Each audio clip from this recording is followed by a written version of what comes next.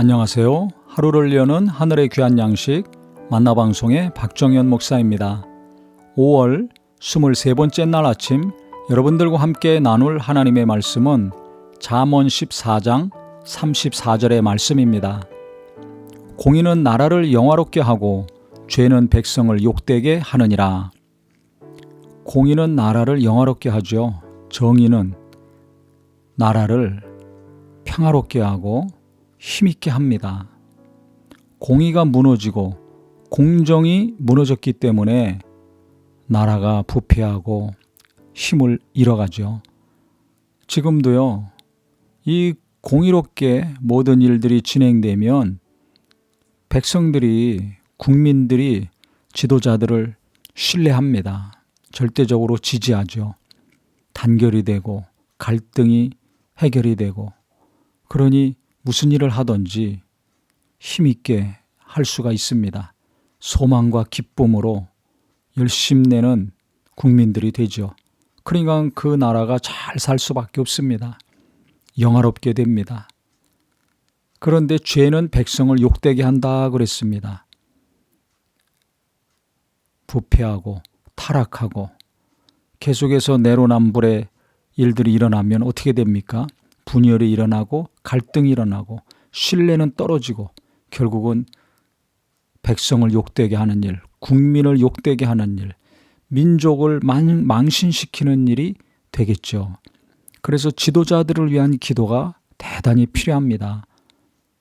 누가 대통령이 됐던 어느 당이 집권을 했던지 기도의 대상이라고 저는 생각을 합니다. 의인은 없나니 하나도 없다고 이미 성경에서 말씀하고 있죠.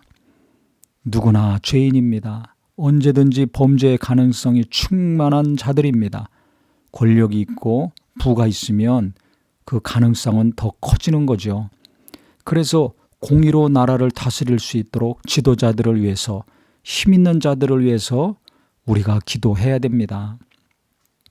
내가 원하는 사람이 당선이 되고 원하는 당이 집권했다고 좋아하거나 아니면 슬퍼만 할 것이 아니라 우리가 계속 기도했을 때 이 땅에 공의가 실현이 되고 정직하게 정의롭게 통치하는 지도자들이 될 것입니다.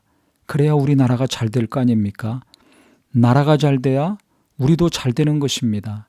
우리 자녀들도 잘 살 수 있는 겁니다.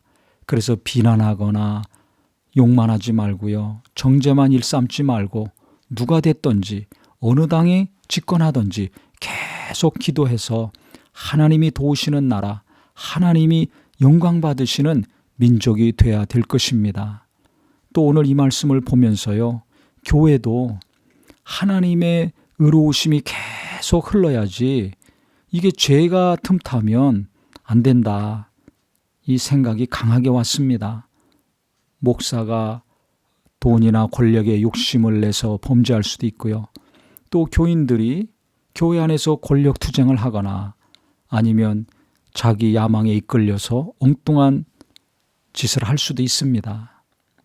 그렇기 때문에 우리가 교회에서도 그렇고 직장에서도 그렇고 어디 있든지 간에 내가 공의를 실현해야 되겠다. 정의롭게 살아야 되겠다. 조금 벌더라도 깨끗한 돈을 벌고 쓰더라도 정직하게 사용해야 되겠다. 결심한다면 나라가 더 발전하고 젊은이들이 희망을 가질 수 있을 것입니다. 그래서 내 자식들에게 먼저 존경을 받는 부모가 되어야 될 것이고 교회에서도 신뢰받고 인정받고 존경받는 우리 성도님들이 되기를 간절히 바랍니다. 그런 분들이 많아질 때 나라가 발전하고 성장해 나갈 거 아닙니까?